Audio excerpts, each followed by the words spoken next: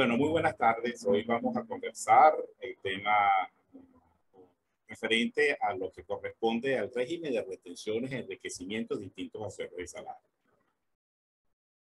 Ya la semana pasada, la última vez, conversamos acerca entonces de lo que corresponde al régimen de retenciones a sueldos y salarios, que son aquellas obligaciones, deberes y derechos que tienen tanto los contribuyentes como los agentes de retención, en este caso los patronos, de administrar adecuadamente las retenciones correspondientes a sueldos y salarios, que se hace a través del formulario ARI, que debe ser llenado por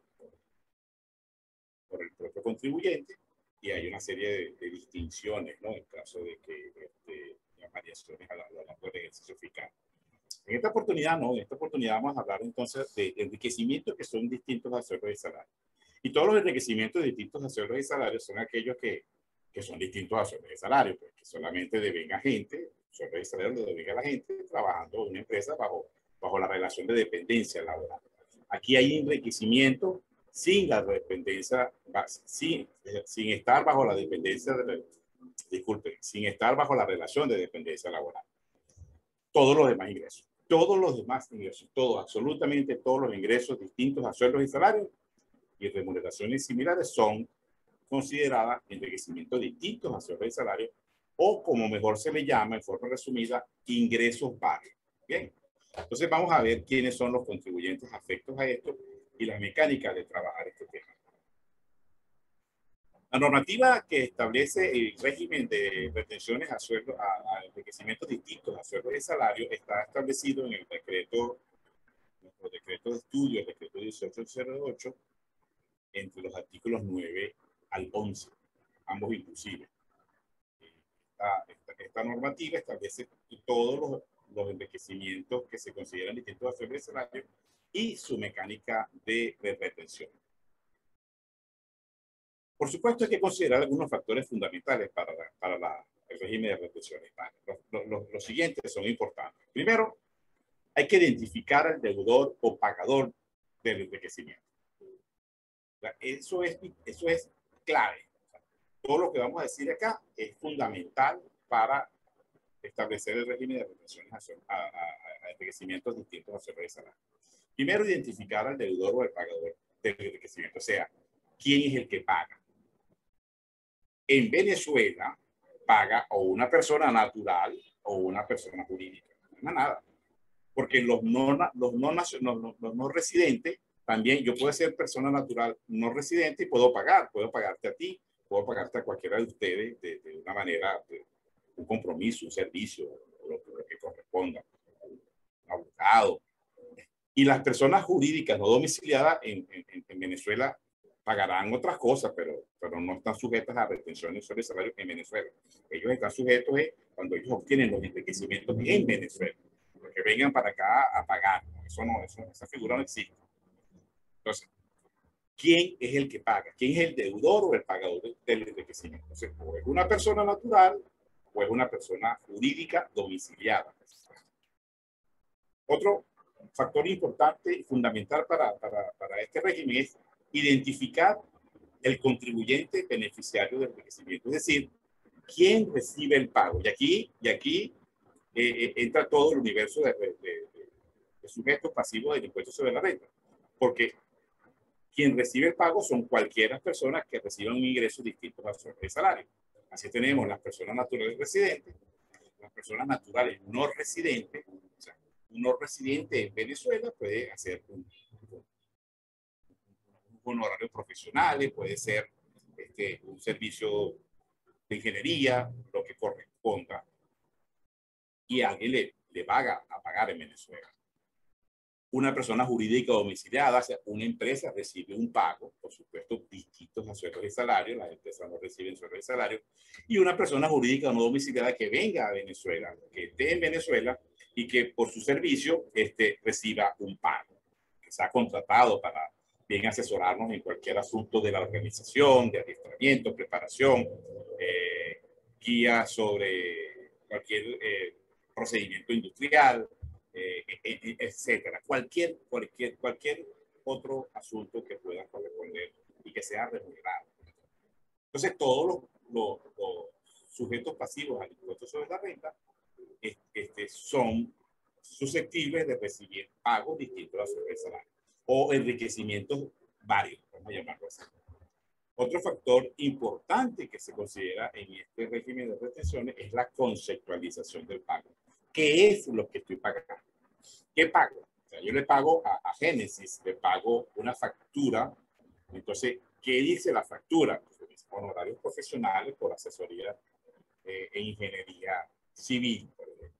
O le estoy pagando sus servicios odontológicos, o le estoy pagando servicio como abogado, asistente en un procedimiento judicial, o le estoy pagando los intereses de un préstamo, o le estoy pagando, me montó una valla publicitaria, cualquier cosa.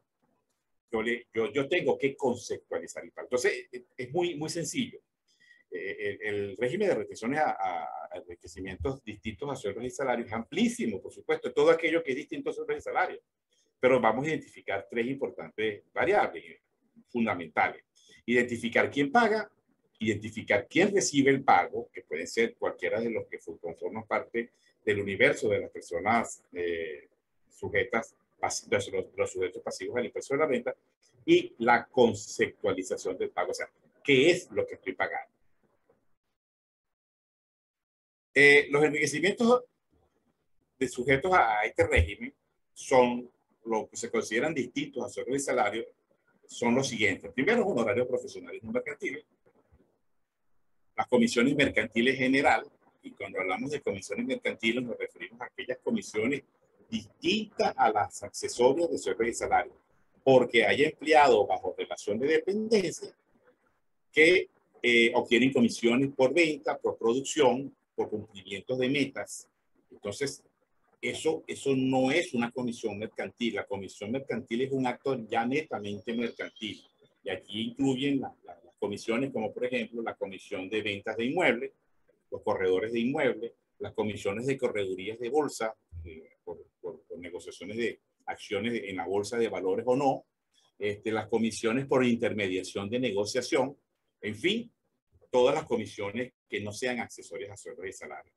También se consideran como requerimientos dentro de este régimen los intereses por financiamiento, los intereses que yo como contribuyente pago a un prestamista, que sea una institución financiera, una institución financiera jurídica, por supuesto, debidamente no domiciliada en el exterior, o un prestamista. Alguno de ustedes me presta algún dinero, quedemos en un acuerdo contractual y yo pago unos intereses sobre un capital.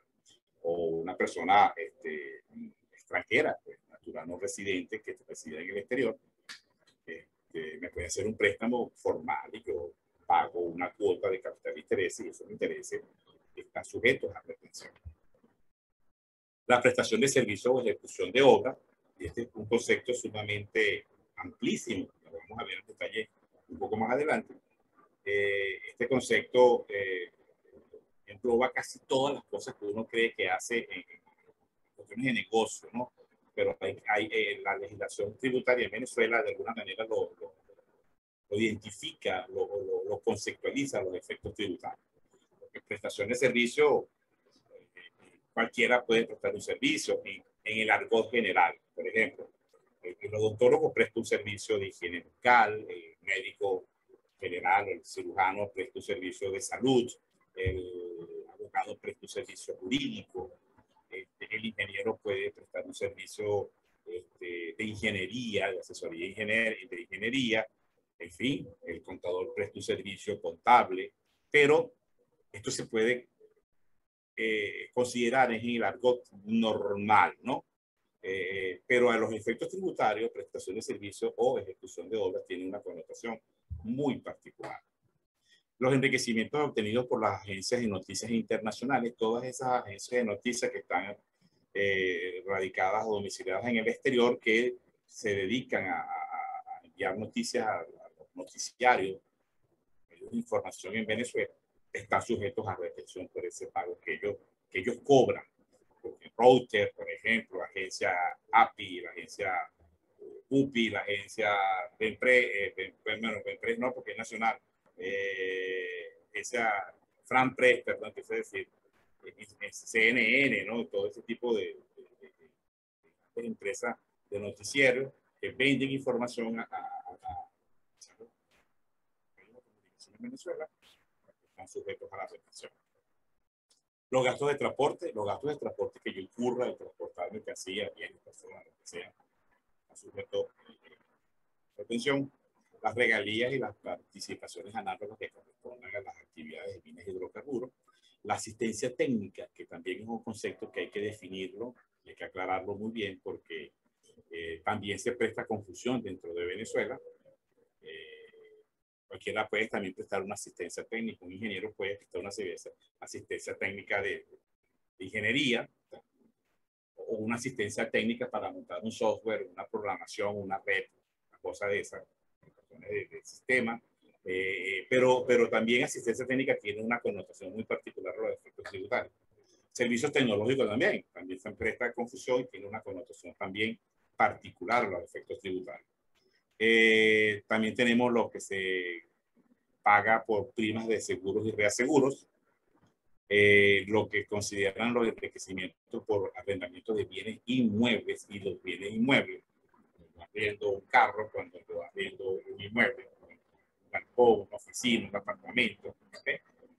Los pagos que hacen las empresas emisoras de tarjetas de crédito o de consumo a sus afiliados. Recuerden que los comercios como tal se afilian a una franquicia de tarjetas de crédito a través del banco. Y de alguna manera ellos reciben pago a través de su tarjeta diente, que es lo que nosotros los consumidores vamos a pagar con la tarjeta de crédito.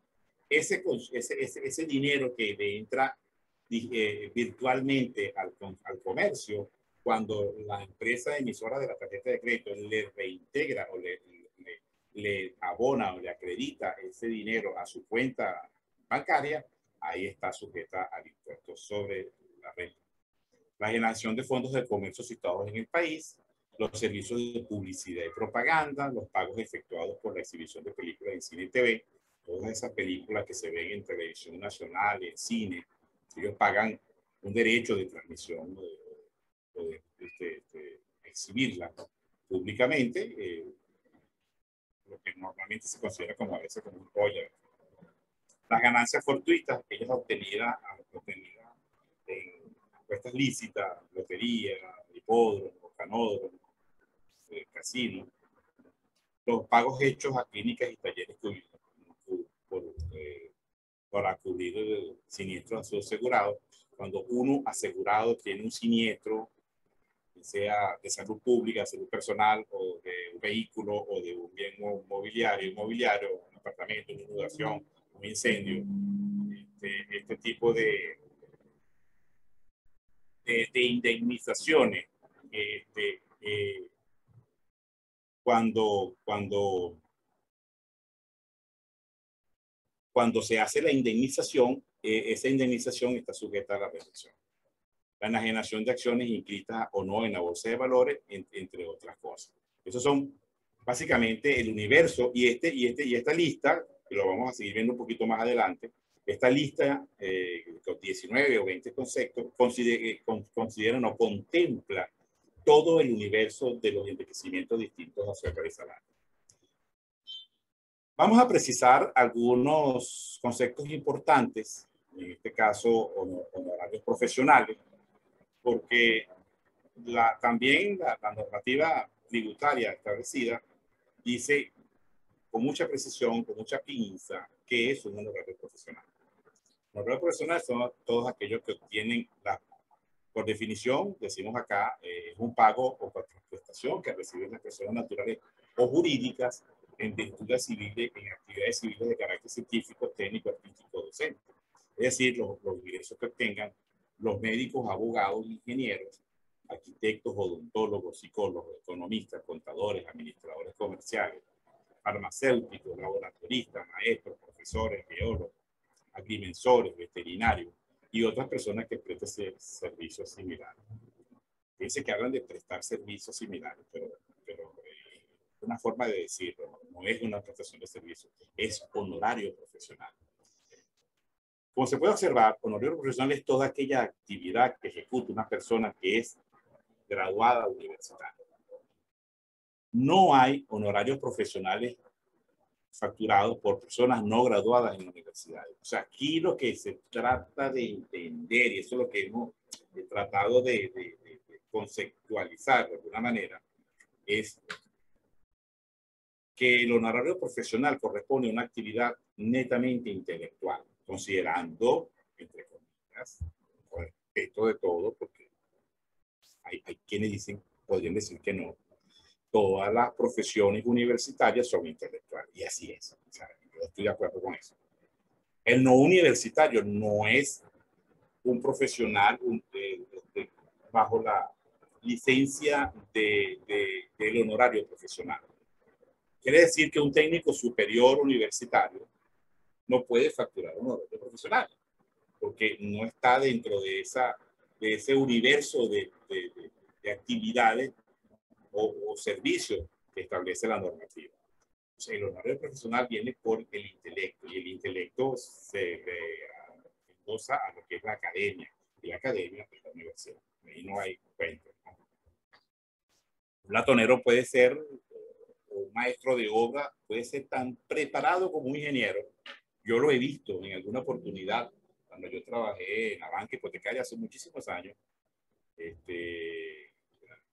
Teníamos que supervisar obras para darle crédito a la construcción, a estas obras, créditos hipotecarios a la construcción. Cuando Venezuela tenía un auge de la construcción en su mejor momento, en los años 80, 90, los maestros de obras que eran los que manejaban el gran grueso de obreros, sabían más que un ingeniero, pero a kilómetros de distancia, ¿no? Y ellos no pueden facturar, ellos cobran sueldo de salario, y si prestan un servicio aparte, una prestación de servicio, no un horario profesional. Además, el horario profesional se extiende porque el legislador en esta norma establece que no solamente son horarios profesionales los que acabamos de mencionar, todos los que ingresan, todos los profesionales graduados universitariamente, sino lo que obtengan los escritores o compositores que no necesariamente son graduados universitarios. Hay escritores y compositores que no han sido graduados universitarios, pero ya fíjense que de alguna manera esta actividad intelectual la consideran como honorarios profesionales.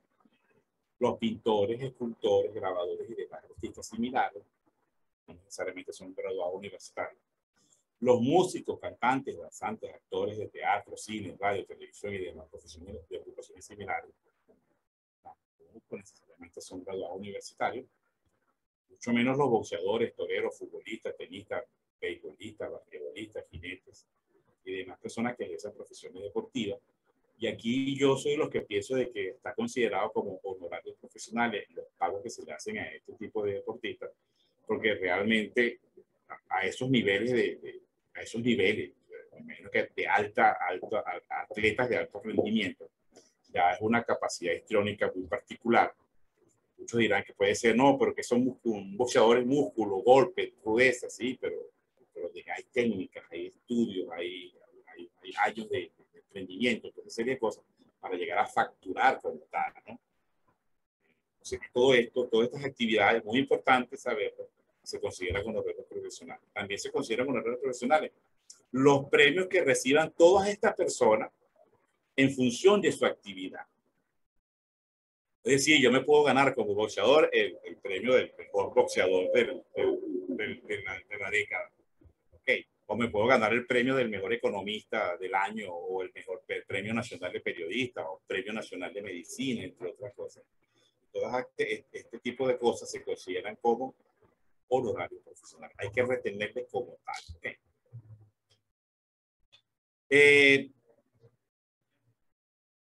Lo que no es honorarios profesionales, entonces los ingresos que se obtengan las personas naturales en razón de los servicios artesanales o de naturaleza manual prestados por sí mismas, son las actividades que se excluyen de los honorarios profesionales. Fíjense que aquí el legislador habla de carpintería, albañilería, ratonería, pintura, mecánica, electricidad, plomería, jardinería, zapatería y otros oficios de naturaleza manual. Entonces, todos los ingresos que obtengan las personas naturales en razón de servicios artesanales o de naturaleza manual prestados por sí mismas son considerados no honorarios profesionales. Entonces, son considerados, lo debemos considerar de una vez como prestación de servicio.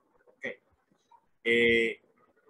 Quiere decir, y aquí es donde está la distinción de los trabajos de naturaleza manual con los trabajos de naturaleza intelectual. Ahí es donde se hace la distinción, donde podemos hacer el análisis desde afuera. Pues. Los que son intelectuales son honorarios profesionales y los que son manuales, no intelectuales, de comillas, son prestación de servicios, no se consideran honorarios profesionales. Esto es muy importante tenerlo en cuenta porque si tú haces una retención que corresponde a, por ejemplo, el electricista, yo conozco electricistas que son electricistas, saben tanto como un ingeniero y te hacen unos trabajos de cálculo, de precisión y te tienden un cableado a un edificio completo, una infraestructura en pleno proceso de construcción sin ningún inconveniente, con las recomendaciones técnicas adecuadas, los voltajes, los cables, los medidores, las tomas, las cosas, la distribución, los tableros. Yo lo he visto, ¿no? Conozco gente de esa naturaleza. Y ellos no pueden facturar, ellos te cobran por el trabajo. Pero si la empresa que le va a pagar se confunde y cree que es honorarios profesionales, lo hace, pues lo hace de alguna manera y le aplica la tasa, porque son tasas distintas, como vamos a ver más adelante.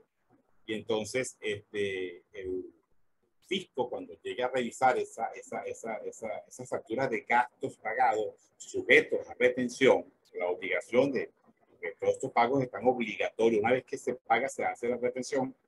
Entonces va a decir, pero esto no es honorario profesional, esto es prestación de servicio.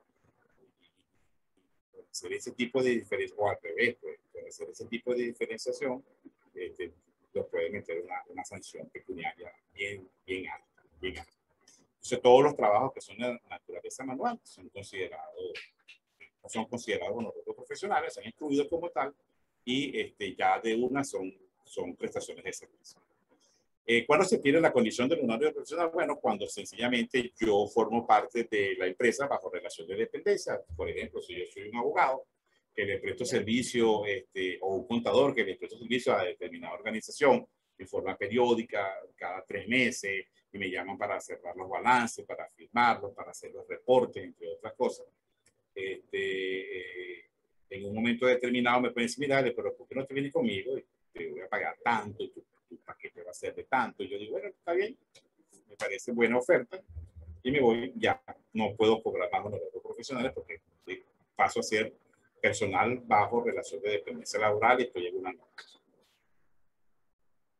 Asistencia técnica es un concepto muy importante que hay que distinguir, y asistencia técnica es el suministro de instrucciones, escritos, grabaciones, películas y demás instrumentos similares de carácter técnico desde el exterior, fíjense ustedes, destinados a la elaboración de una obra o producto para la venta o prestación de un servicio específico para los mismos fines de venta.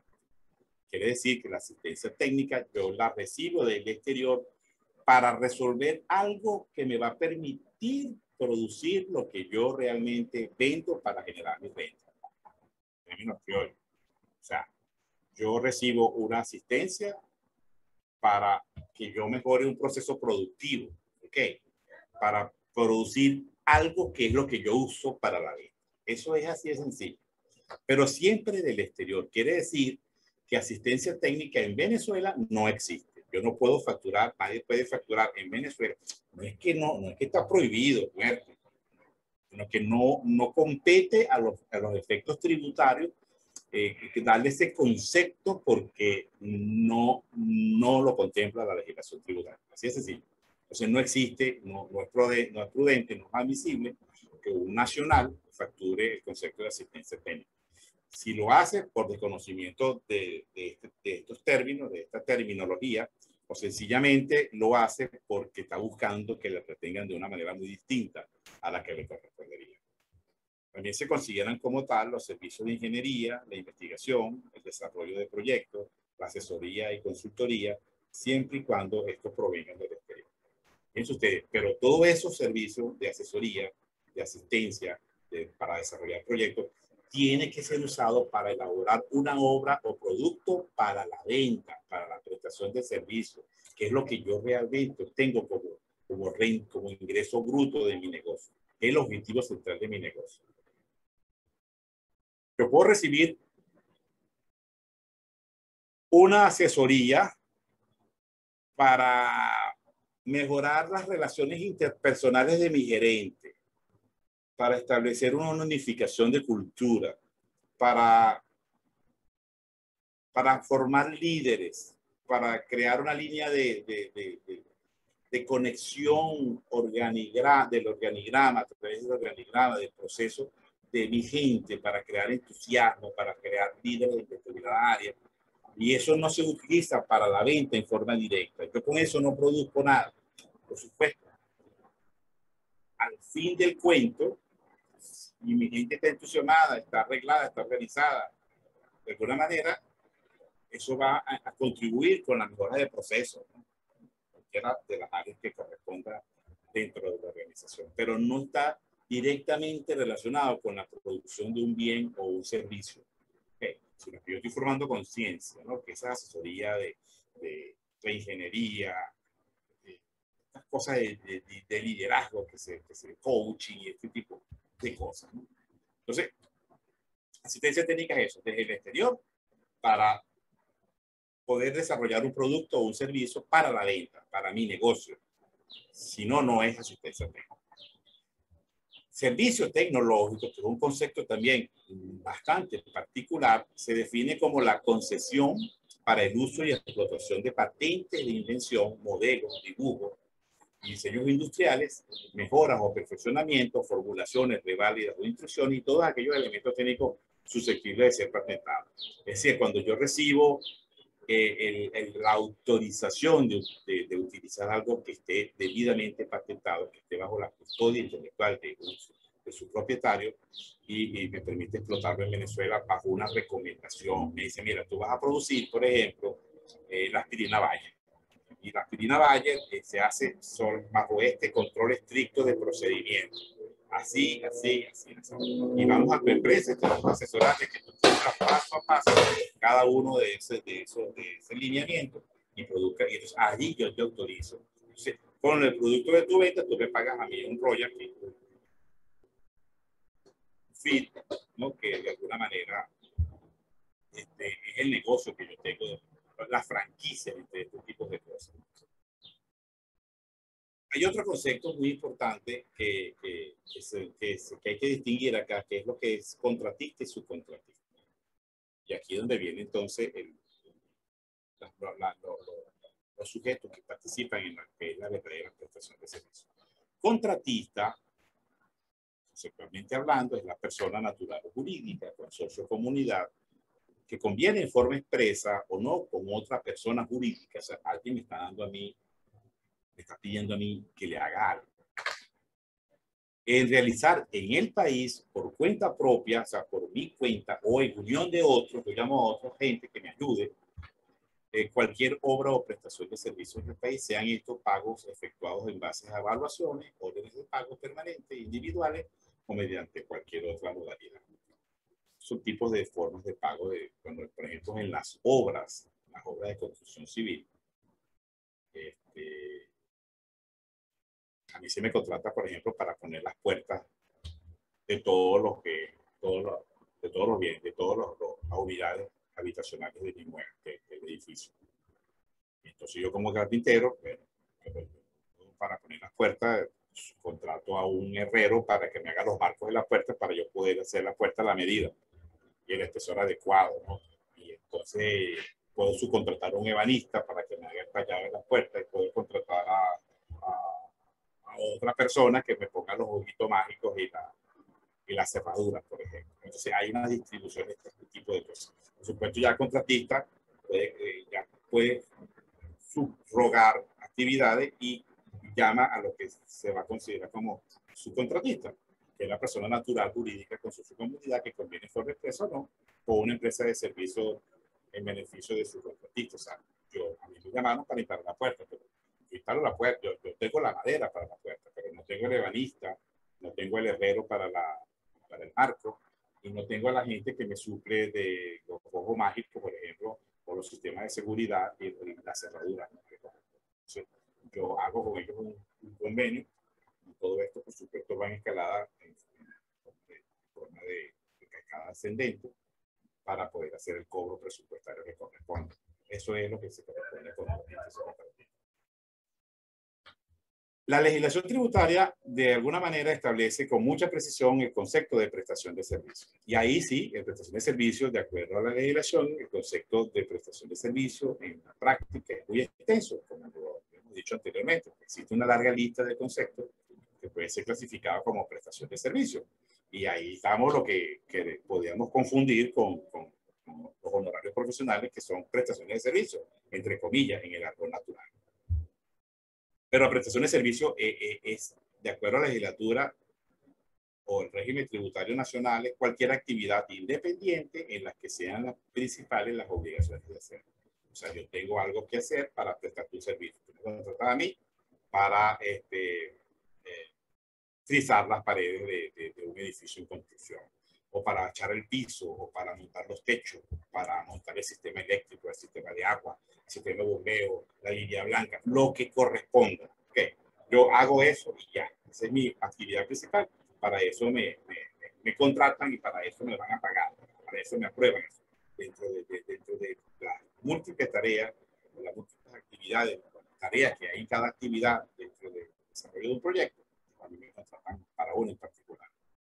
También se consideran prestación de servicios los contratos de obras mobiliarias e inmobiliarias, incluso cuando el contratista aporte los materiales. ¿Qué significa esto? Que cuando a mí me contratan para contrato verbal o escrito, de cualquier manera, para una obra mobiliaria o inmobiliaria, cuando hablamos de inmueble, hablamos de edificios, de galpones, oficinas, apartamentos. Y las mobiliarias, maquinaria, vehículos, ¿no? Lancha, aviones, lo que se mueva. Lo que se mueva distinto a las unidades inmobiliarias. Ahí está la distinción del concepto. Y me dicen, usted va a reparar, por ejemplo, un motor diésel de una maquinaria industrial. Este motor diésel tiene ciertas características, ciertas piezas que son vitales para que el motor funcione adecuadamente. Y entonces yo voy a evaluar la maquinaria y digo, mira, a esta maquinaria le falta, hay que cambiarle los pistones, la biela, la concha, hay que hacerle mantenimiento y modificar el alternador, y hay las correas, la propulsión, la presión. Esto cuesta tanto de mano de obra y tanto de repuesto. Pero esa inclusión de materiales de obra a la prestación de servicios, el legislador en su totalidad lo considera como una prestación de servicio. Entonces, la prestación de servicio, ojo, hay que saberla manejar, porque la base de cálculo que establece el legislador para efectuar la retención a las personas que facturan el concepto de prestación de servicio, con inclusión de los materiales, es el 100% de los facturados, incluyendo los materiales incorporados a la prestación de servicio. Esto es un error garrafal y se lo hago entender para que lo visualicen como debe ser por parte del legislador. Porque el artículo 1 de la Ley de Impuestos sobre la Renta establece con mucha precisión que, palabras más, palabras menos, lo que está sujeto al pago del impuesto sobre la renta es el enriquecimiento neto gravable. Y el enriquecimiento neto gravable se deriva de los ingresos brutos menos los costos y las deducciones para que te den el enriquecimiento neto gravable. Si el legislador me establece a mí que me va a cobrar impuestos sobre la renta en función del neteo, después de yo restar los costos y las deducciones para producir mi renta, ¿por qué me va a retener el concepto de impuestos sobre la renta sobre una factura que contiene material que forma parte del costo? Por ejemplo, si yo produzco mesas de madera Yo soy un fabricante de mesas. Yo fabrico mesas de distintas dimensiones y vendo mesas. Yo compro madera, compro pegamento, compro pintura, compro barnices, compro gomas, compro tornillos, compro el herraje necesario para la mesa y compro todo lo que sea necesario para poder producir la mesa. Además de eso, pago el carpintero, pago la mano de obra directa, pago los pintores, pago el urbanista, pago todo lo que interviene en el transporte, pago la luz, pago la electricidad, pago los suministros. Y yo decido, de acuerdo a mis números, que esa mesa me cuesta a mí 10.000 bolívares. Yo la vendo en 50.000. Esas mías son respetadas en el mercado. A 10.000 y yo la vendo en 50.000. Bueno, yo cuando ingreso los 50.000, yo tengo que restarle para poder pagar de impuestos sobre esa venta el costo de lo que me incurrió esa producción de la mesa. Y los costos que me incurrieron en esa mesa, en este caso, en este ejemplo, son 10.000 bolívares. Si yo a 50, el resto 10 me queda 40. Ese 40 es la renta neta gravable, porque le estoy imputando los costos de deducciones, y la renta neta gravable es la que me dice el impuesto. Entonces a partir de allí es que tú me vas a pagar el impuesto sobre la renta. Entonces es absurdo que una factura que yo te pongo mano de obra, te pongo los materiales que es parte del costo de venta. Es como la madera para el carpintero, es como la pintura para el pintor. Yo te cobro la pintada de la pared, pero yo tengo que comprar la pintura. En el caso de que yo la compre, ahora si usted me pone la pintura, yo nada más te cobro la mano de obra. O sea, si tú quieres que yo te monte el motor, yo te digo las piezas que tú vas a comprar y tú me traes las piezas a cuenta y riesgo tuyo, porque así le dicen la gente, uno le aporta los repuestos o las partes, yo las coloco, pero si tú me traes el repuesto que no es, yo no me hago responsable. ¿Okay? Yo te cobro una mano de obra, pero si yo te voy a comprar los materiales por mi cuenta y después te digo, mira, me costó tanto el material 1, el material 2, el material 3, el material 4, y la mano de obra, y sobre todo eso, ahí está mi ganancia, a lo mejor dentro de los repuestos, también yo le puyo un poquito a la ganancia, porque estoy haciendo el gasto de ir a buscar la cosa, o buscar la cotización, el proveedor que esté disponible, y todo eso también tiene un costo administrativo. A veces, normalmente puede ser pequeño, significativo para justificar el movimiento, ¿no? La operatividad. Pero eso es mi costo. Entonces, ¿cómo tú me vas a cobrar a mí un anticipo de impuestos sobre algo que corresponde a una partida de costo que la ley como tal te imputa, te permite imputar para poder entonces tener el compromiso de pago del impuesto? Es una de las cosas que también está sucediendo hoy en día en Venezuela, y eso viene desde hace ya un año, creo, desde el año pasado, desde el 2019, creo que arrancó con formalidad, que ahora se cobra un anticipo del 1% sobre la venta bruta semanal de las empresas, de los contribuyentes especiales. 1% sobre mi ingreso bruto me estás cobrando un impuesto sobre unas partidas que tienen costos. Eso es contraproducente. Pero como nadie le quiere poner el cascabel al gato en Venezuela, entonces todo el mundo se queda callado. No, porque aquí si protestas te sancionan, te hacen la fiscalización, te buscan la vuelta, te fastidian, bueno, tienes derecho a presentar un recurso, pero el recurso te lo rebotan para que te vayas a otro recurso y pierdas una fortuna en abogados, tribunales y Corte Suprema de Justicia. Al fin de cuentas dice, bueno, está bien, vale, voy a pagar. Tengo tiempo para estas cosas, pero y tampoco. Y entonces así lo tienen imprensado a uno allá en Venezuela, haciendo pago de las tarifas máximas, que ya todos sabemos, y obligándote a pagar las cosas que no debes pagar. Lo que pasa es que el gobierno nacional de alguna manera necesita bolívares, entre comillas fresco. Bolívares fresco es lo que se produce en la economía, lo que circula en la economía con el intercambio de bienes y servicios. Y ese intercambio lo hacen las empresas, los contribuyentes especiales en mayor volumen, y le quito un pedazo, le voy a quitar otro pedazo, le voy a quitar otro pedazo, y me tienes que pagar esto. Un día tiene que revertirse.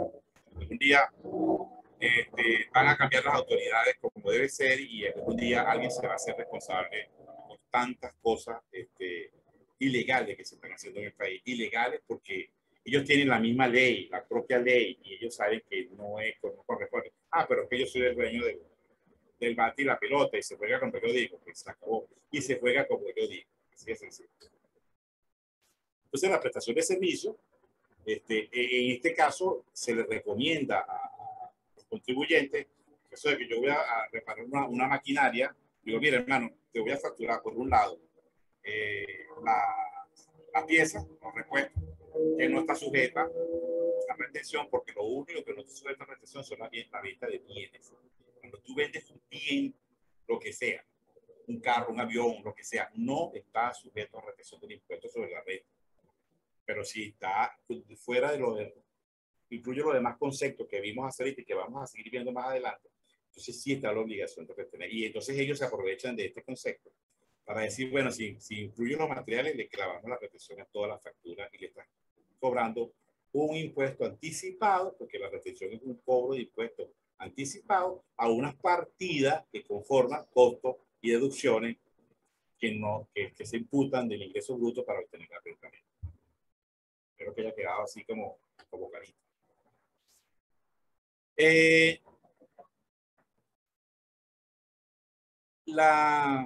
El artículo 9 del decreto 1808, que es esta reproducción que tenemos acá en la pantalla, es donde se establece todo lo que se tiene que retener a distintos hacerlo de salario. Este artículo 9, y yo lo que es una reproducción prácticamente idéntica, es idéntica a la que establece la Gaceta. Es un poco complicada leer. No, bueno, no es que no está en otro, que esté en otro idioma, sino que tienes que leer aquí y luego ver, ajá, si no es residente, si es residente, si es persona jurídica y ver los literales, ¿no? Entonces a veces te mandan ver parágrafo 1 de este artículo, tienes que irte al parágrafo 1 del artículo. Los conceptos son muy lineales. Por ejemplo, vamos a ver este literal B. Los pagos efectuados por personas jurídicas o consorcios de comunidades a beneficiarios domiciliados o residentes en el país por conceptos de actividades profesionales no mercantiles, igualmente en horarios que se relacionan de actividades profesionales, mancomunadas a no mercantiles, paguen a sus beneficiarios o profesionales que se refieren literal. Residentes 3%, domiciliados 5%, y así comienza con otra serie de mezclas de conceptos que consultarla, bueno, que consultar la consulta, pero para nosotros evitarnos este chorizo que nosotros denominamos el chorizo del artículo 9. Nosotros diseñamos unas tablas en función de esta información, por supuesto, interpretándola y poniéndola con una matriz para que la gente vaya al punto central de lo que tiene que identificar como concepto. Este artículo es amplísimo y tiene no sé cuántos numerales, no sé cuántos numerales tiene, va por aquí por 12. Fíjense todos los textos como son de largo, ¿no? Y hay libros por allí básicos que establecen. Ustedes en el libro que tienen, en nuestro libro, van a precisar estas tablas como tal, ¿no? Tablas que no se desactualizan. Son 21 conceptos, 21 numerales, perdón, 21 numerales que de verdad, si recibes un pago, buscarlo acá es más complicado. Lo puede hacer, pero es más complicado. Dentro de todos estos chorizos están incluidos todos los contribuyentes, personas naturales, residentes, no residentes, personas jurídicas, domiciliadas y no domiciliadas. Cada uno de ellos le corresponde, de acuerdo al concepto, un sistema de retención, ¿verdad? Que los porcentajes varían, ¿no? Respecto al concepto, ¿no? Hay distintos porcentajes. Y esto no necesariamente tenemos que aprenderlo de memoria para ponerlo en práctica, sencillamente nosotros desarrollamos una técnica para interpretar esto más rápido. Hicimos un resumen muy chévere, compactamos la cosita y nada más nos tenemos que aprender con 3 cositas. La primera cosita que hablamos al principio. Primero, identificar quién paga, quién recibe el enriquecimiento y qué es lo que se paga. Identificamos esas 3 variables, estos 3 factores. Nosotros nos vamos a las tablas nuestras, que están ordenadas por una alfabética, Ya con el concepto buscamos la persona que recibe el pago, la persona que hizo que efectuó el pago y la que recibe el pago, y el concepto, y de una vez estamos ya liberados. Y sabemos cuál es la tasa de retención que le vamos a aplicar. ¿Okay? Eso lo vamos a ver.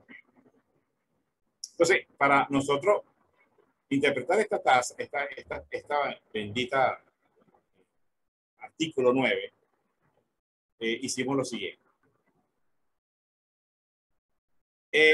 Las personas naturales residentes, leyendo ese concepto, ese artículo 9 completo, sacándolo como por pinza, ¿no? Punto por punto, a las personas naturales residentes le corresponden dos niveles de retención, el 1 o el 3%.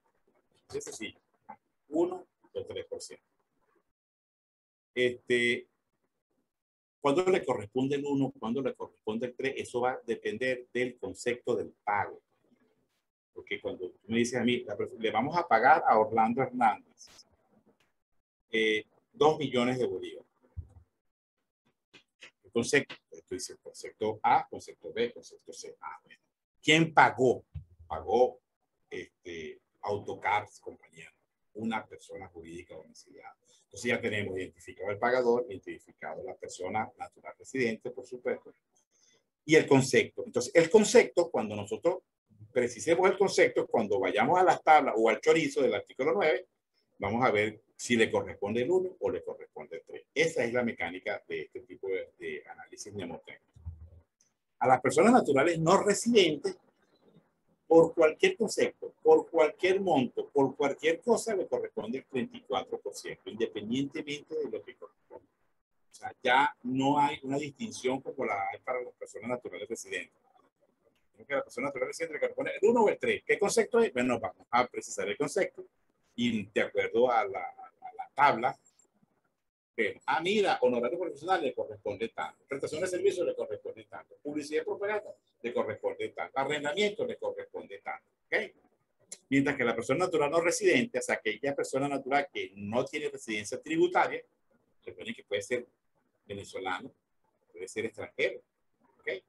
El extranjero no nacionalizado ni nada por el estilo puede ser residente en el país a los efectos tributarios cuando pasa el lapso de los 183 días continuos en el ejercicio fiscal para el ejercicio siguiente. Las personas jurídicas domiciliadas tienen 4 niveles de retención. El 1, el 2, el 3 y el 5. Ya aquí parece que se nos puede enredar la vida, ¿no? Sí, igualito que la persona natural residente tiene 2 y aquí tiene 4 niveles de retención. Cuando le corresponde el 1, el 2, el 3 o el 5, eso va a ser independiente. Eso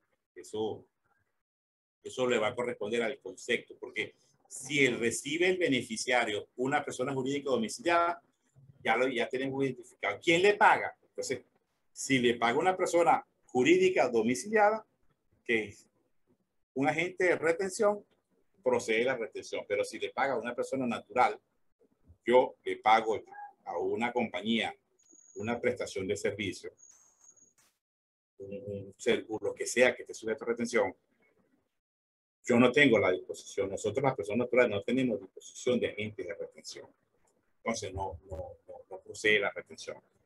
Pero cuando es una persona jurídica domiciliada que le paga a una persona jurídica domiciliada, entonces aquí procede la retención. 1, 2, 3 o 5. Cuando le corresponde el 1, 2, 3 o 5, también depende del concepto. Y a las personas jurídicas no domiciliadas se le va a retener a determinados conceptos que vamos a ver más adelante y se le va a aplicar la tarifa número 2, que es la tarifa que ustedes saben que se le aplica a las personas jurídicas domiciliadas en Venezuela por actividades distintas a minas y hidrocarburos. Este es el panorama general del régimen de retenciones de enriquecimientos distintos a sueldos y salarios. Okay. Entonces, aquí la identificación del pagador del enriquecimiento, hay que identificar el pagador del enriquecimiento. ¿Quién le pagó a estas personas? Y el concepto del pago.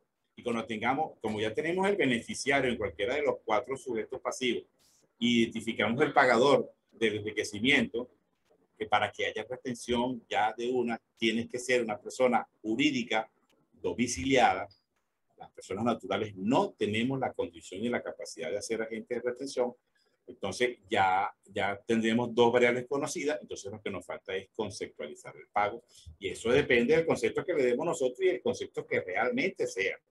Porque si la administración tributaria dice que el concepto no es ese, entonces comienza la bendita pelea de lo que hablamos del artículo 27, que ahí esos son gastos, porque todo lo que uno paga sujeto a retención son gastos de la empresa, son gastos de la organización que se utilizan para la operatividad de la empresa. Okay. Bueno, de esta manera hemos concluido entonces con el panorama completo de lo que corresponde al sistema de retenciones a enriquecimientos distintos a sueldos y salarios. La próxima clase